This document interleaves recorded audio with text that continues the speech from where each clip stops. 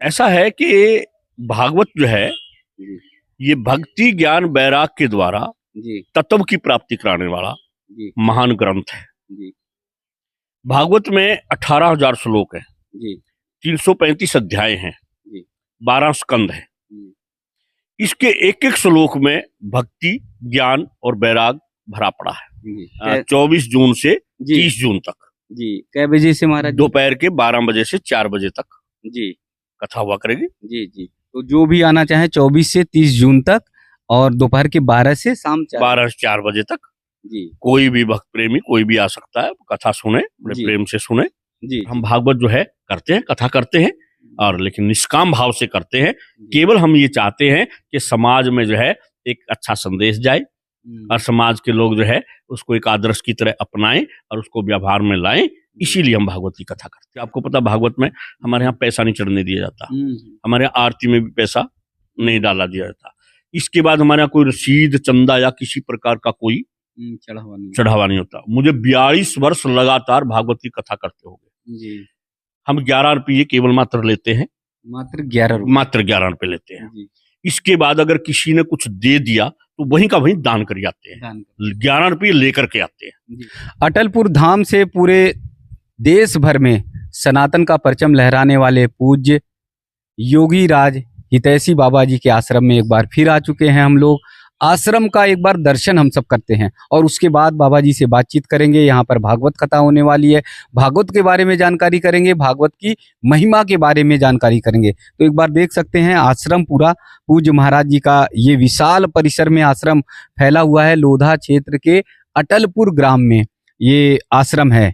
एक लंबे समय में पहले पूज्य महाराज जी यहाँ पर आए थे, यहाँ पर विश्राम किया और उसके बाद जो है गांव के लोगों से बातचीत करके भव्य आश्रम का निर्माण किया। इस आश्रम में आते ही आपका मन शांत हो जाएगा, आपका चित्त शांत हो जाएगा और आपका मन एकदम निर्मल पवित्र पुण्य हो जाएगा, क्योंकि पूज्य महाराज जी का आशीर्वाद ही ऐसा है कि उनके सानिध्य में जो भी आता है उसका मन निर्मल हो जाता है और सारे कष्ट बाधाओं से वो दूर हो जाता है।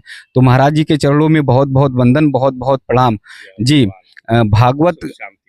भागवत की कथा कब से है और भागवत की महिमा क्या है उसके बारे में? देखिए, अभी ये 24 जून से जी, श्रीमद् भागवत की सप्ताह कथा है। जी, इसको परमहंस संहिता भी कहते हैं, ज्ञान यज्ञ भी कहते हैं। जी, भागवत की महिमा तो देखिए ये है, जी। पहले डेट जान लेते हैं। 24 से 24 जून से जी, 30 जून तक जी। कै बजे से महाराज जी? दोपहर के 12 बजे से 4 बजे तक जी, कथा हुआ करेगी। जी, जी। तो जो भी आना चाहे 24 से 30 जून तक और दोपहर के 12 से शाम 4 12 से 4 बजे तक जी, कोई भी भक्त प्रेमी कोई भी आ सकता है, कथा सुने, बड़े जी। प्रेम से सुने। जी, जी, तो ऐसा है कि भागवत जो है जी, ये भक्ति ज्ञान वैराग के द्वारा जी, तत्व की प्राप्ति कराने वाला जी, महान ग्रंथ है। जी, भागवत में 18,000 श्लोक हैं, जी, 335 अध्याय हैं, जी, 12 स्कंद हैं। जी, इसके एक एक श्लोक में भक्ति ज्ञान और वैराग भरा पड़ा है। जी, अब होता क्या है, अब इस समय जैसे कलयुग का समय है, जी, इस समय क्या है कि ज्ञान और वैराग सोए पड़े हैं। जी, अब ज्ञान वैराग को जागृत करने के लिए जी, जो है भागवत की कथा कही जाती है, सुनी जाती है।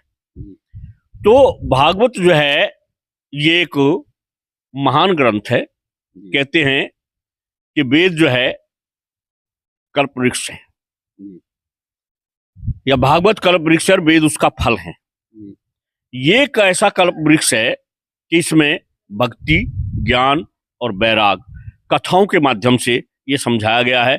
भक्ति क्या है, ज्ञान क्या है, वैराग क्या है। जी, इसके बारे में कहा गया कि विषय त्याग वैराग है, जी, समता कहिए ज्ञान, निर्वैरी सब जीव सो ये भक्ति प्रमाण। जी, तो इसमें भक्ति और ज्ञान और वैराग पर पूर्णतः प्रकाश डाला गया है।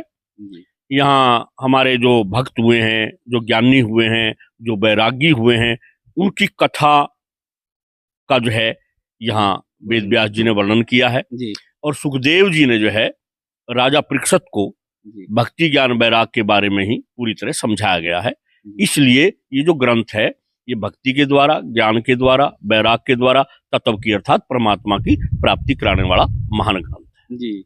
आज समय देख रहे हैं महाराज जी, बहुत लोग दुनिया में बड़ी तरक्की कर रहे हैं, नौकरियां बड़ी बड़ी पा रहे हैं, लेकिन उनके मन में शांति नहीं है, जीवन में भटकाव है, और कई बार ऐसा होता है कि वो गलत कदम भी उठा लेते हैं। तो कैसे भागवत के माध्यम से उनका जीवन सुधर सकता है और कैसे उनके जीवन में सुख और शांति आ सकती है? हाँ, देखिए, भागवत के माध्यम से सुख शांति आराम से आ सकती है। पहले देखिए सुख क्या है जी भाई, कहते हैं संतोषो परमो सुखी, संतोष ही परम सुखी है। जी अब इस समय देखिए जड़ भरत जी की कथा आती है, जी गज और ग्रह की कथा आती है, जी और एक जो है आत्मदेव ब्राह्मण की कथा इसके महत्व में आती है। वहां एक संत कैसे जो है आत्मदेव को समझाते हैं, अगर वो उनकी संत की बात मान लेता तो जीवन सुखी सुखी हो जाता। जी लेकिन संत की बात नहीं माननी, कितना दुख हुआ, लेकिन अंत में अपने पुत्र गोकर्ण की बात मान ली तो सुखी हो गए। जी तो भागवत तो मन को शांत करती है, भागवत तो सुख की दाता है। लेकिन देखिए होगा तो तभी ना जब पहले भागवत को सुनने के बाद इसका मनन करें, और मनन करने के बाद फिर इस पर व्यवहार में लाने की कोशिश करें, आचरण में लाने की कोशिश करें। कोई भी चीज हो, अब हमारे सामने दवा है, हमारे हाथ पर रखी है, और भाई दवा बुखार की दवा है, लेकिन ये आराम तो जब भी करेगी ना जब हम उसको खाएंगे और साथ में परहेज करेंगे। इसलिए हम करते क्या है, कथा तो सुनते हैं, लेकिन कथा में जो कहा गया है कि भाई इस चीज को ग्रहण करो, इस चीज का त्याग करो, वो हम नहीं करते। देखो कहा है कि अगर आप जीवन में लाभ उठाना चाहते हैं या सुख प्राप्त करना चाहते हैं, शांति प्राप्त करना चाहते हैं, तो एक बात ध्यान रखें कि कर्म खोटे तो ईश्वर के भजन गाने से क्या होगा, और किया परहेज ना कुछ भी दवा खाने से क्या होगा। इसलिए क्या होता है, भागवत को, और भागवत के बारे में पता क्या कहा गया है कि हर ग्रंथ को सुनने के लिए कहा गया, भागवत को तो पीने के लिए कहा गया, पीवत भागवतम, यानी भागवत पीनी पड़ती है। अब सुनने का मतलब क्या है, सुनने का मतलब हमने इस कान से सुना, इस कान से निकाल लिया, और पीने का मतलब क्या, हमने इस कान से सुना और अपने अंदर उतार लिया, इसको पीना कहते हैं। तो भागवत तो पी जाती है, और जब हम भागवत को पी लेंगे तो सुख और शांति क्यों नहीं मिलेगा। दिक्कत क्या होती है, हम सुन तो लेते हैं लेकिन भागवत को पीते नहीं, इसलिए हमको लाभ नहीं मिल पाता। इसके पीछे एक कारण और भी है। आजकल क्या है कि कथा, भागवत की कथा को आज लोगों ने व्यापार बना दिया। मैं यहाँ किसी की आलोचना नहीं करना चाहता, मैं कोई इतना बड़ा सिद्ध नहीं हूँ, या मैं कोई इतना बड़ा विद्वान नहीं हूं कि मैं किसी के बारे में कुछ कहूं, क्योंकि हमारे संतों का तो एक सिद्धांत है, अगर बुरा जो देखन में चला बुरा न मिलिया कोई, और जब दिल खोजो आप तो मुझसे बुरा ना कोई। तो मुझे किसी की बुराई, लेकिन जो हम आम बात देख रहे हैं, अब सच को अगर संत नहीं कहेगा तो बताइए फिर कौन कहेगा। आज हम क्या देखते हैं कि केवल मात्र आज भागवत के नाम पर केवल मात्र पाखंड परोसा जाता है, क्योंकि जो भागवत की कथा सुना रहा है उसका उद्देश्य सिर्फ एक है, पैसा पैसा। आज के समाज का बस यही एक जाप है, हाय पैसा हाय पैसा, पैसा माई बाप। उन्हें कौन आचरण करे, किसको ज्ञान मिले, किसको सुख मिले, किसको शांति मिले, ये उनका उद्देश्य नहीं है। उनका उद्देश्य तो ये है कि हमको कितना पैसा प्राप्त होगा। उनका केवल एक ही उद्देश्य है कि पैसा पैसा पैसा। और इसके पैसा प्राप्त करने के लिए एक आनंद स्वामी सरस्वती जी हुए हैं, आर्य समाज के बहुत अच्छे संत थे। पहले वो खुशहाल चंद थे, एक अखबार निकालते थे, उर्दू का मिलाप अखबार निकलता था उनका। फिर उन्होंने संन्यास ले लिया। मैंने उनको सुना है, तो मैंने एक बार उनको कहा कि जब आदमी के अंदर पैसे की भावना हो जाएगी फिर क्या करने लगेगा कि ईटिंग मीटिंग चीटिंग। और आज यही हो रहा है, भागवत के नाम पर क्या है, बस ईटिंग मीटिंग और चीटिंग। और अगर वास्तव में अगर भागवत की कथा हो, अब आप देखिए भागवत की कथा में मंच पर बैठ करके आदमी दो उर्ली और दो परली, दो इधर की दो उधर की, ये कथा सुनाते हैं। भागवत की कथा तो सुनाती ही नहीं भाई। हमने संकल्प लिया भागवत का, हम परीक्षित बने भागवत के, पर्चे छपवाए भागवत के, और आप किसी भी की भागवत कथा सुन करके देख ले, बस दो चार बातें भागवत की आएंगी, नहीं बाकी चार इधर की और चार उधर की, जबकि वो भागवत में नहीं लिखी हुई है, भागवत में है ही नहीं, उनका वर्णन ही नहीं है। अब देखिए ये सच्चाई है, प्रदीप मिश्रा ने झूठ नहीं बोला कि भाई भागवत में राधा नाम का कोई जिक्र ही नहीं है, भूल करके भी जिक्र नहीं है। 18,000 श्लोक हैं, 18 के 18,000 श्लोक मैंने पता नहीं कितनी बार पढ़े होंगे, एक बार भी दिखा दे कहीं राधा का नाम हो, कोई वर्णन भी हो। गोपियों से मिले हैं सूर्य ग्रहण के मेले पे भगवान श्री कृष्ण, और जब गोपियों से वहां मिले हैं, एक एक गोपी से मिलते हैं, उनको गले लगाते हैं और गोपियों की महिमा गाते हैं, लेकिन एक बार भी कहीं राधा का जिक्र किया हो, राधा को याद किया हो, राधा क्यों नहीं आई, कहीं कुछ नहीं है, कहीं कुछ नहीं है।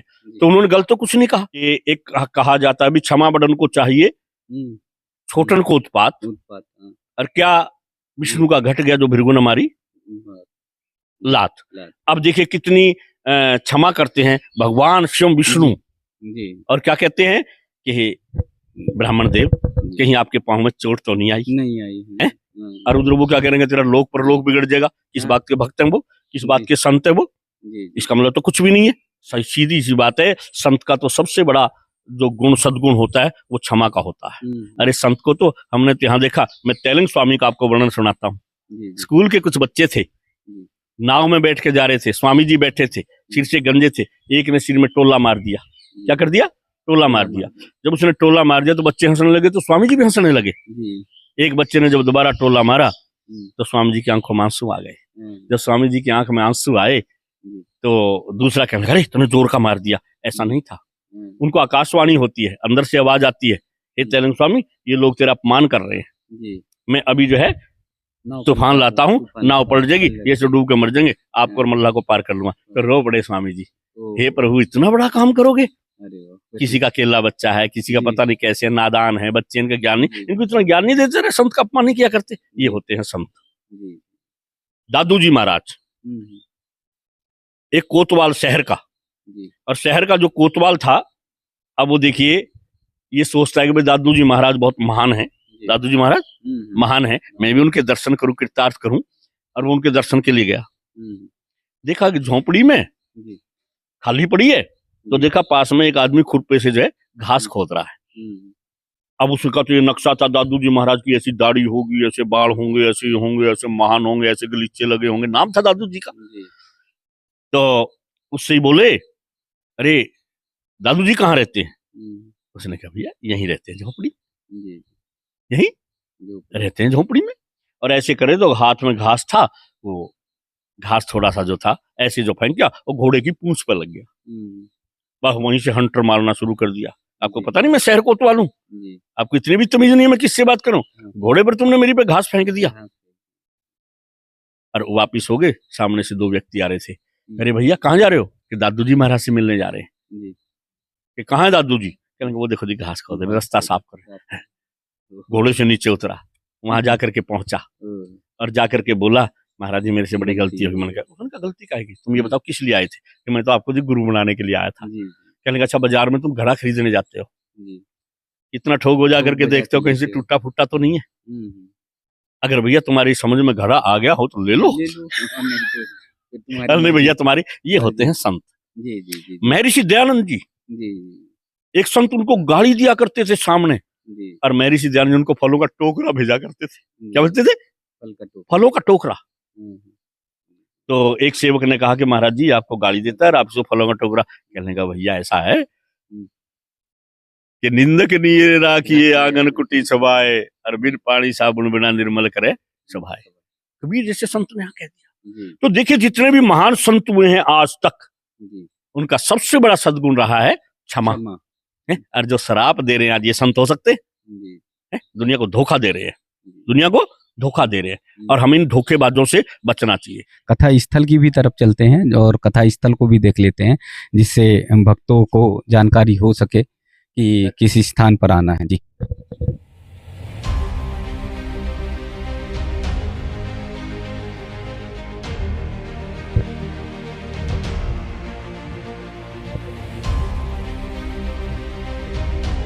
ये स्थान है कथा स्थल का। यहाँ पर कथा श्रीमद् भागवत कथा होगी 24 तारीख से 24 जून से, जैसा पूज्य महाराज जी ने बताया है। कथा परिसर का स्थल आप सब देख सकते हैं। यहाँ पर प्रतिवर्ष कथा होती है। गुरु पूर्णिमा से पहले पूज्य महाराज जी कथा कराते हैं। इस बार गांव के लोगों ने, सभी भक्तों ने मिलकर कहा कि पूज्य महाराज जी, गर्मी की छुट्टियां चल रही हैं, बहुत सारे गाँव के लोग जो हैं शहर में रहते हैं, वो इस बार गाँव में रुके हुए हैं, आए हुए हैं। बहुत सारी बेटियां हैं, बहनें हैं, वो सब रुकी हुई हैं गर्मी की छुट्टियों में। तो इसलिए कथा जो है इसी समय कराई जाए। तो इसलिए पूज्य महाराज जी ने कथा की शुरुआत 24 जून से की हुई है। जी पूरे गांव के लोग जो है कथा में कैसे गिलहरी की तरह सेवा करते हैं। देखिए, सबसे पहले मैं कहूँगा जी कि मेरी बस्ती बहुत ही अच्छी है। जी। वैसे तो पूरा संसार मेरा है, अच्छा। पूरा भारत मेरा है, जी लेकिन एक व्यवहार में मैं कहूँगा, जी क्योंकि आपको याद होगा, आपने 3 साल पहले मेरा जब इंटरव्यू लिया था, जी मैंने मैं और मेरे के ऊपर बहुत बोला था, हाँ। और आज मैं ये शब्द कह रहा हूँ मेरी बस्ती, जी लेकिन व्यवहार में कहना पड़ेगा। जी व्यवहार में, कहना जबकि ना मैं किसी का, हाँ, ना मेरा कोई, मैं परमात्मा का हूँ और परमात्मा मेरे हैं, जी लेकिन मैं यहाँ रहता हूँ, जी जी तो वही व्यवहार में मुझे कहना पड़ेगा भाई जी मेरी बस्ती बहुत अच्छी है। जी यहाँ लगातार 24 वर्ष से भागवत होती है, जी लेकिन हमारी भागवत जुलाई में होती थी हर साल। जी अब की बार क्या हुआ कि गांव के सारे बच्चे बोले महाराज जी हमारे स्कूल खुल जाते हैं जी और हम भागवत सुन नहीं पाते, तो इसलिए थोड़ा भागवत हमारे स्कूल खुलने से पहले पहले करवा दो। तो इसलिए हमने जी 24 जून से 30 जून तक इसलिए कर दी कि सभी बच्चे जो है आराम से भागवत सुन रहे होंगे। बाहर से गांव की लड़कियां भी, रिश्तेदार भी आए हुए हैं, बच्चे आए हुए हैं, वो भी जो है कथा सुन रहे, क्योंकि वो सब चले जाते हैं जब हमारे यहाँ कथा होती है जुलाई में। अब देखिए होता क्या है कि हमारे यहाँ सब पूरा गांव जो है, आसपास के गांव भी सब यहाँ मिल करके करते हैं, क्योंकि आपको पता भागवत में हमारे यहाँ पैसा नहीं चढ़ने दिया जाता, हमारे यहाँ आरती में भी पैसा नहीं डाला दिया जाता।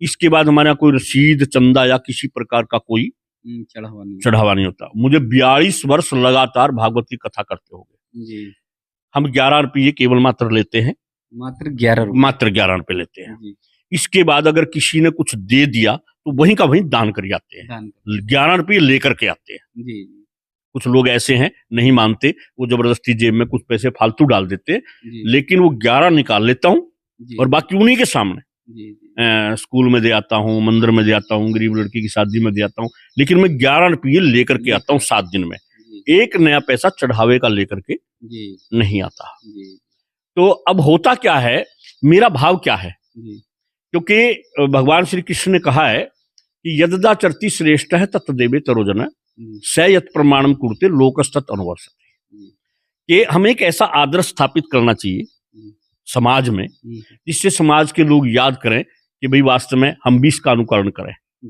अब आज हम क्या करते हैं, हमारा लक्ष्य सिर्फ एक पैसे की तरफ रह गया। लेकिन मैं कहता हूं कि महाभारत में युधिष्ठिर के सामने इतने सुंदर शब्दों में समझाया गया है कि भाई आवश्यकता धन की मुझे भी है, लेकिन ये बताइए हमें संग्रह करने की क्या जरूरत, किसको संग्रह करने की क्या जरूरत, आवश्यकता सबको है।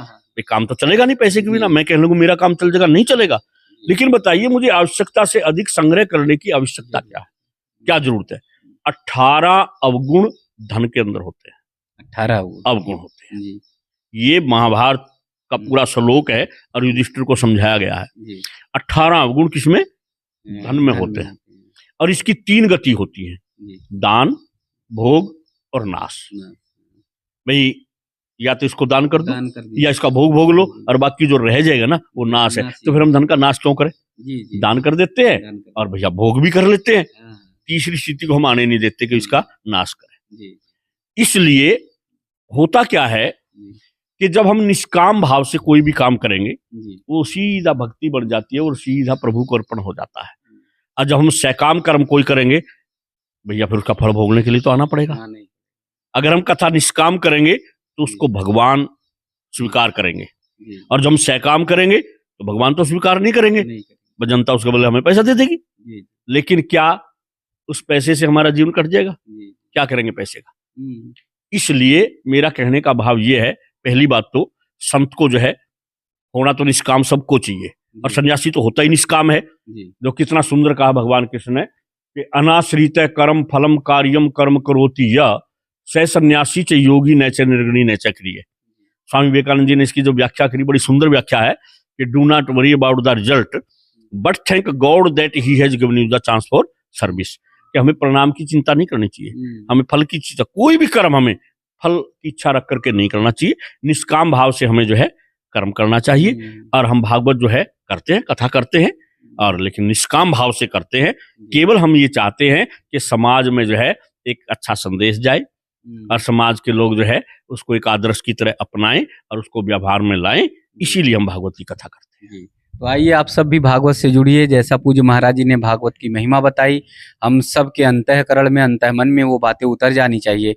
पूज्य महाराज जी ने जिस तरह से बताया है कि यहाँ पर भागवत की कथा 24 जून से 30 जून तक लगातार चलेगी, और जो समय है, आप सब अगर आना चाहते हैं तो दोपहर 12 बजे से और शाम को 4 बजे तक भागवत की कथा निरंतर चलेगी। तो आप सबसे निवेदन है, आग्रह है, आप सब अटलपुर धाम, अटलपुर ग्राम लोधा क्षेत्र में है, अलीगढ़ पलवल मार्ग पर, यहाँ जरूर कथा सुनने, श्रवण करने आ सकते हैं। और जैसा पूज्य महाराज जी ने बताया कि मात्र 11 रुपए श्रीमद् भागवत से लेकर जाते हैं।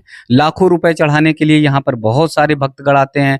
दिल्ली, मुंबई, फरीदाबाद, गुड़गांव, तमाम जगहों से बड़ी संख्या में महाराज जी से भक्तगण जुड़े हुए हैं और सब पैसे की न्यौछावर करते हैं। लेकिन पूज्य महाराज जी मात्र 11 रुपए लेते हैं। बाकी सब जो सेवा में है, कि बेटी की शादी है, पढ़ाई है, शिक्षा है, तमाम सेवा कार्यों में पूज्य महाराज जी उस धन को अर्पण करते हैं।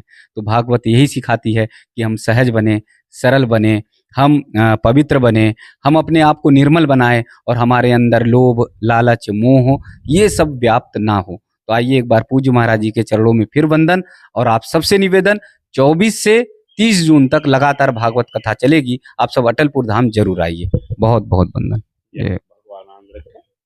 जय श्री कृष्ण। जय बोलिए सतगुरुदेव भगवान की जय। वीतराज स्वामी दयानंद गिरी जी महाराज की जय। जय।